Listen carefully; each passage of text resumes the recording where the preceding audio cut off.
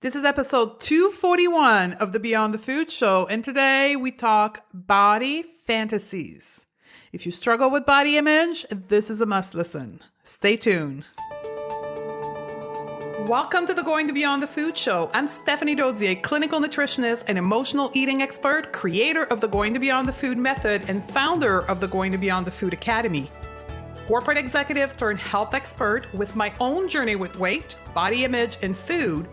It's now my mission to help smart, successful women like you live confidently right now and unconditionally. Ready, sister? Let's do this. Hello, sisters, and welcome back. Today is going to be an interesting episode. And let me give you some background on how this episode came to be created. We're mid-May 2020, and this is that period of the year where I'm going through consultation for the year-end program. So people are booking consultation. They want to work with me one-on-one or in my high-end group coaching program, professional or client. So if you're either one of those and you wanted to work with me, this is it. But I'm learning so much about you. And the more I'm learning about you, the more it's confirming my theory that all of our journey is somewhat the same. And 90% of the women that are booking consultation are listeners. So if that's you and you've had a consultation with me and you're going to join us, hello, sister. Your story that we talked contributed to this episode. I would say that about 80% of the women that book consultation with me, the driving factor is body image. The struggle is real. One of the questions that I ask when you book a consultation is, what is the most challenging aspect of your relationship to food and body? And here's just a sample of the answer. I am at my heaviest I've ever been. I've gained weight since stopping dieting. I've had gastric bypass surgery and now I'm getting the weight back. I'm struggling with the need to let go of me having to lose weight. I'm struggling with anxiety and I know it's linked to my body. I struggle with depression for years and I've been dieting for years. This is just a sample of the various types of answer I'm seeing on those forms.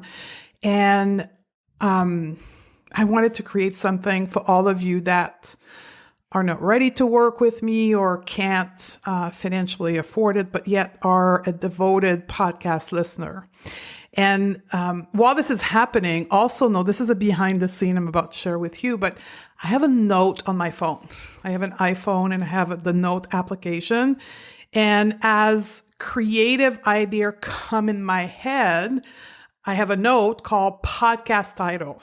And then I write idea. I don't know. I have more than 100 different podcast title episodes on that note from different interaction, different coaching moment I've had. And Body Fantasies has been in there for almost a year. It's at the top, but actually never made it to the creative portion. And that's what came into my mind as I was doing and continue to do those consultation. So today we're going to talk about the concept of body fantasies, what it is, how that it came to be, the intersection between body objectification and body fantasies, and the steps you need to take to opt out of body fantasies. So ready? Let's do this. So what are body fantasies? This is a term I created. It doesn't exist in the dictionary. And as a matter of fact, this morning I was doing a Google search on the term body fantasies to see if anybody else has ever used it. And no, it's a cream of some kind. I didn't even open the article, but like the first 3 pages of Google search on body fantasies is about some cream product that you apply on your body. So needless to say, body fantasy is my creation. So here's what I mean by body fantasies. It's the illusion that life will be perfect when you get another body. Body fantasies are imaginary, daydream-like body scenarios that we play in our head. And here's a caveat here. It can be conscious, but it's often unconscious, meaning that you've had these fantasies about your body so often and for so long that they have become a belief. They're part of your unconscious mind and they constantly play in the background without you wanting to. If you've learned self-coaching with me, you know exactly what I'm talking about here. Here's another kind of view on body fantasies. It can sound like this. When I finally lose weight, I will. Or if my body could be different, I would. Or if I could look younger, I would. And then fill in the blank. Here's some example of the blank. I will be happier. I will feel lighter. I will feel sexy. I'll be confident and do blah, blah, blah. I'll be successful and I'll achieve blah, blah, blah. I'll feel good about myself. I will finally fit in the clothes that I used to love to wear. I will feel more confident. I'll be more confident. I will go out and enjoy life. I will be a better sexual partner. I will be desired by my partner. My life will be easier. Moving with my body will be easier.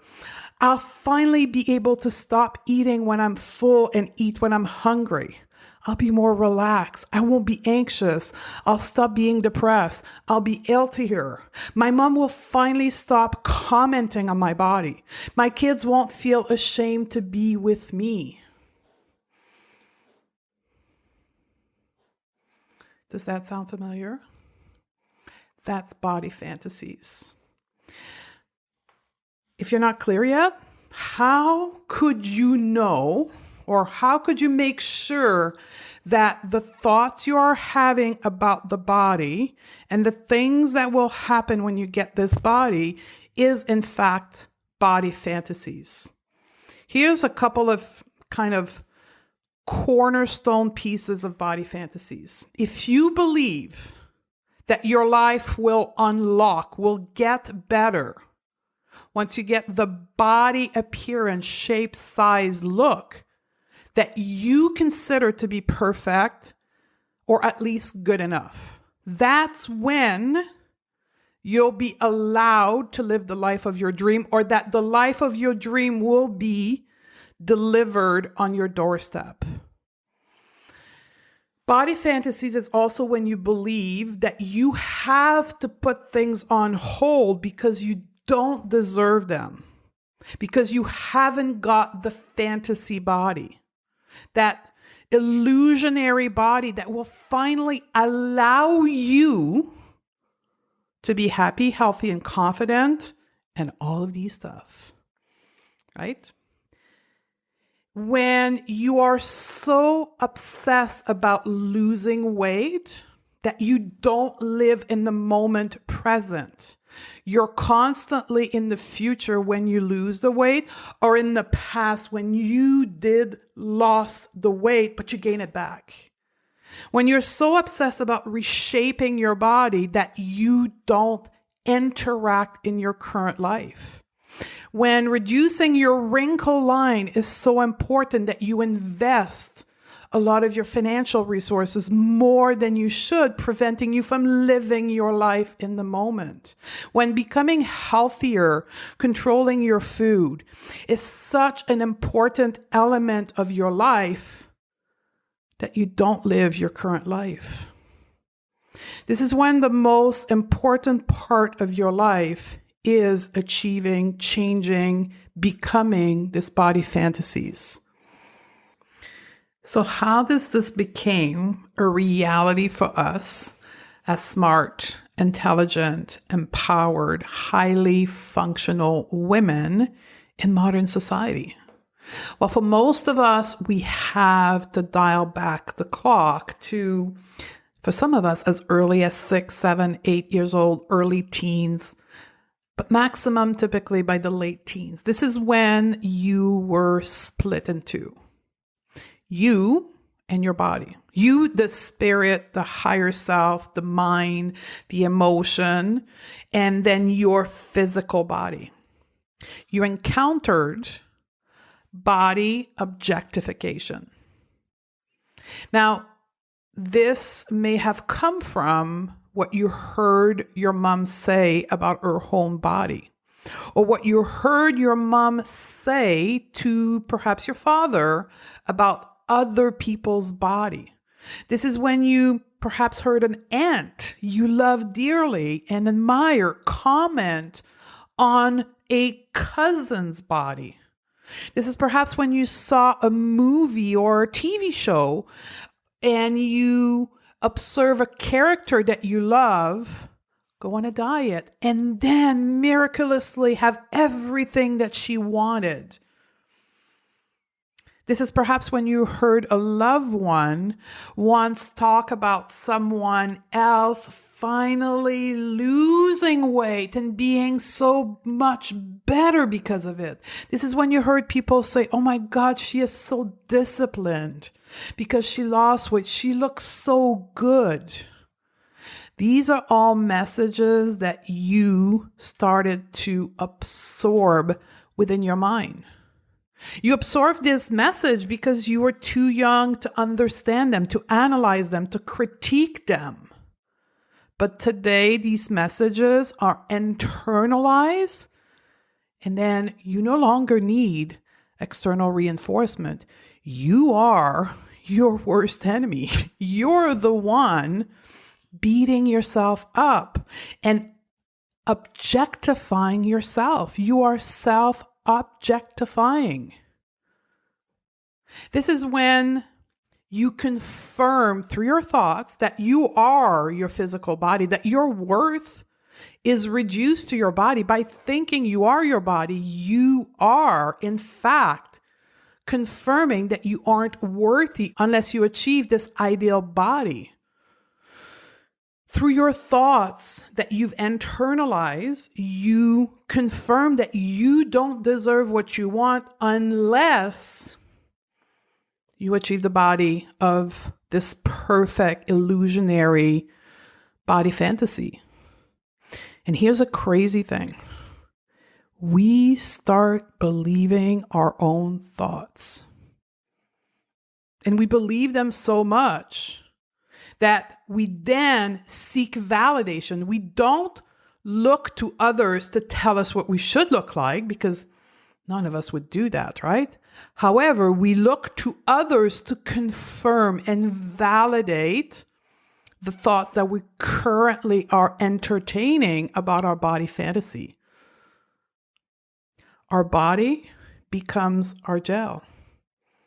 Our freedom, our liberty to act and do what we want depends on our ability to make our body look like the way it should, according to our body fantasies. I know when you hear that, it sounds crazy. It sounds like, nah, that's not me. But ask yourself the question, are you limiting your life because of the size, the shape, or the look of your body? Although you have the power, the agency to do what you want, as a modern woman, you don't. Because of the thoughts you are entertaining about your body fantasies. Why do we do this? Why do we entertain body fantasies? Let me reveal that to you. It's because your brain believes that when you change your body, that you lose weight, that you get rid of that wrinkle, you will get to feel differently. Not because you have different thoughts, but because you are physically different. But here's what I want you to know. This feeling that your brain believes it will get when you finally get into that physical body, that is that fantasy, that illusion, is available to you right now. Our feelings, our emotions, our sensations in our body are confidence, our worthiness, our self-esteem are not the product of a physical body. They're 100% the outcome of the way you think. And let me give you an example if you're still doubting me. 91% of women in modern society, in Western society, through a survey done by a corporation called Dove, right? I think it's Procter & Gamble, but anyway, Dove did a survey that determined that 91% of women did not like their body. And this was not based on size, meaning that in that cohort of women, thousands of women, there was people of all sizes. For those of you who've lost weight in the past and came close to, quote, your perfect body, if that perfect body had the ability to unlock your happiness, your confidence, your self-esteem, your worthiness, your achievement, why did you gain the weight back? I know that's not a question we like to ask, right? And then when we answer that question, we tend to put the blame on things outside of ourselves. If confidence, self-esteem, worthiness was the product of a smaller, younger body, then all women who fit the thin ideal would be confident, which we know not to be the case. Let me flip that for you. If confidence, self-esteem, and worthiness were the result of a size of a body, I wouldn't be here. I wouldn't have a podcast. I would not have a business. I would not have a methodology called Going Beyond the Food because I'm in a non-conventional fat body. According to the rules of Body Fantasies, I'm not allowed to have any of this. Yet I have it. Why? How did that happen? Is it because I've never had body fantasy? Hell no. I spent 25 years chasing body fantasies. So, if the size of our body, the look of our body, the appearance of our body, the youth of our body does not create feeling within us, then what does?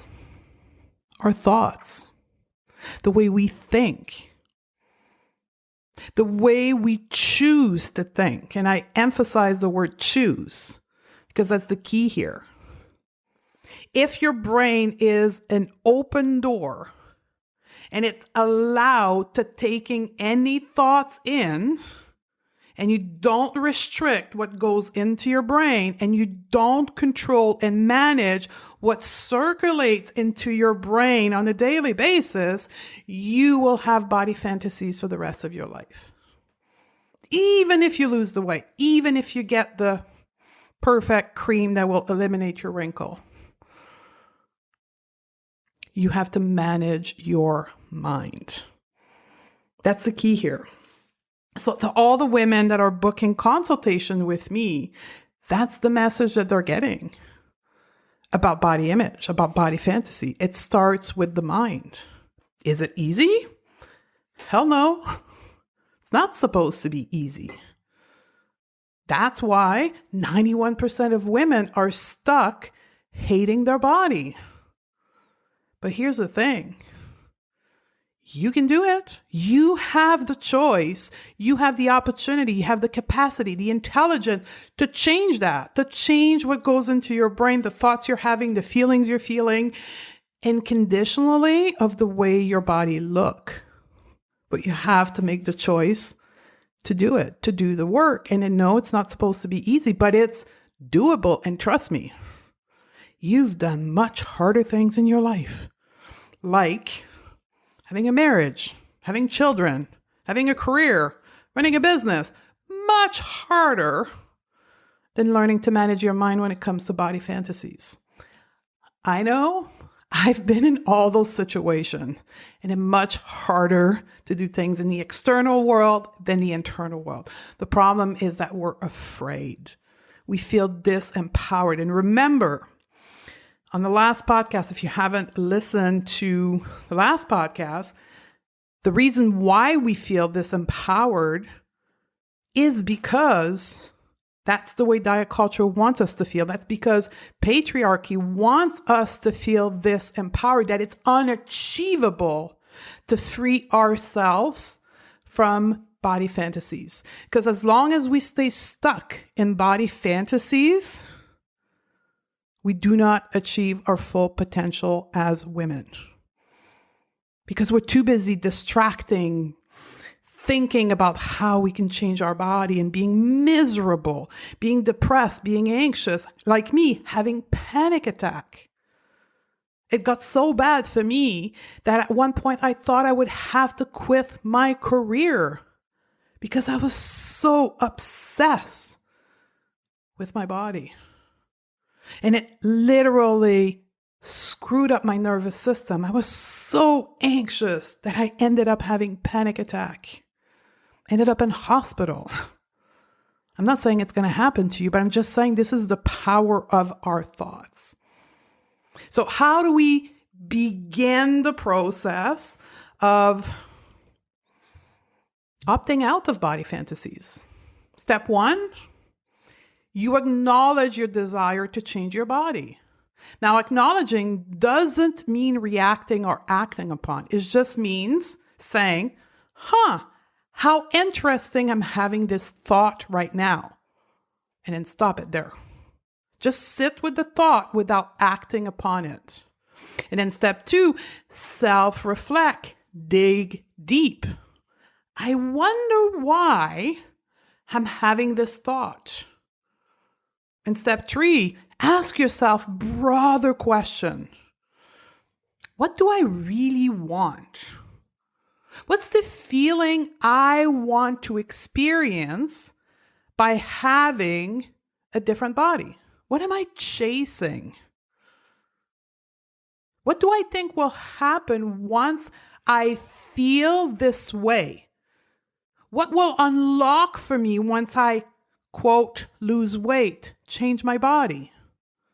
These are deeper questions that you need to ask yourself so you can determine what you're really chasing, the feelings you want to achieve, and then go on a mission of achieving that feeling without changing your body.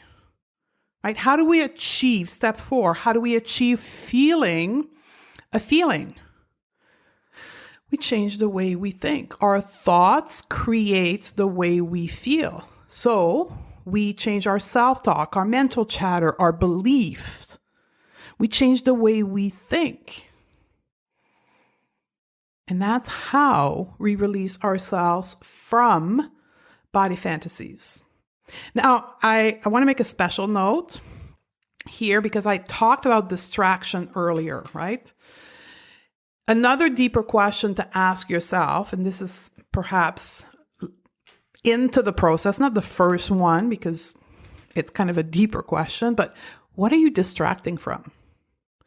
By having this body fantasies, what are you avoiding dealing with in your life? Because that's what it is. We're distracting from not feeling a certain way. That when we're obsessing about our body, that's what we do. So the question is for you, what are you distracting from? So if this is you, sister, just like me, you have body fantasies, I get you. I've been there. All the women in my program, all of my clients have been there too. I want you to know that it's possible for you to stop fantasizing. It's possible for you to end this cycle. You have the freedom to not objectify your body. You have the power to say enough. You have the power to say no. You have the ability to change this fantasy. It starts with your mind. If you want to know more about this, there's 2 things you can do. Number 1, you can go and watch a Women Food and Power workshop that I recorded. The link is in the show note, or you can go to stephaniedozzi.com/241. It's totally free. You register, you watch. It's all about how we began objectifying our body as women. Or 2, it's still time to book a consultation. So again, go into the show note, stephaniedozzi.com/241, and then book yourself a breakthrough session if you are interested and capable of joining one of my programs. So this is it, sister. Body Fantasies is real, but optional. What's coming up for us on the podcast? I don't know. I really love doing this show, writing this based on conversation. So here's what I'm going to do. I'm going to continue to listen to you over the next 6-7 days on the consultation, and I'll create another podcast based on what I'm hearing from you. I love you, and I look forward to hang out with you again on the next podcast.